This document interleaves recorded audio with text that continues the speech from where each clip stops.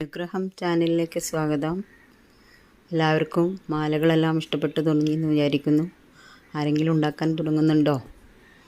ഇന്നലെ ഞാൻ ഇട്ടിരുന്ന മണിമാലയെ പറ്റിയാണ് പറയുന്നത്. അത് പൂർത്തീകരിച്ചു കഴിഞ്ഞു. അതിൻ്റെ ചിത്രങ്ങളാണ് ഈ കാണുന്നത്.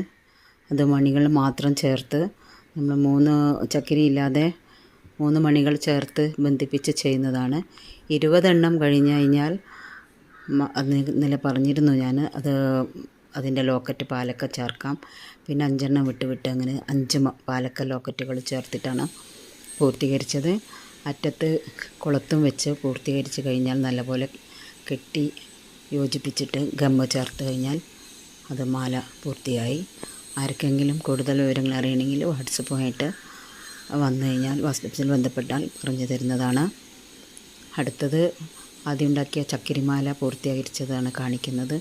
അതും ഇതേപോലെ ചക്കിരി ചേർത്തുള്ള 3 മുത്തുകൾ ചേർത്തിട്ടുള്ള മാലയാണ്. അത് പൂർത്തീകരിച്ചിട്ടുണ്ട്. അത് കഴുത്തിൽ കൂടി ഇടാൻ, കുളത്തില്ലാതെ തന്നെ ഇടാം. അങ്ങനെയും പറ്റുന്ന വിധത്തിൽ ഇറക്കമുള്ളതാണ്. എല്ലാവരും ഉണ്ടാക്കി നോക്കുക. എല്ലാവർക്കും ഇഷ്ടപ്പെടുമെന്ന് വിചാരിക്കുന്നു. ഇഷ്ടപ്പെട്ടിട്ടുണ്ടെങ്കിൽ അഭിപ്രായങ്ങളും എല്ലാം രേഖപ്പെടുത്തുമെന്ന് വിചാരിക്കുന്നു. നന്ദി, നമസ്കാരം.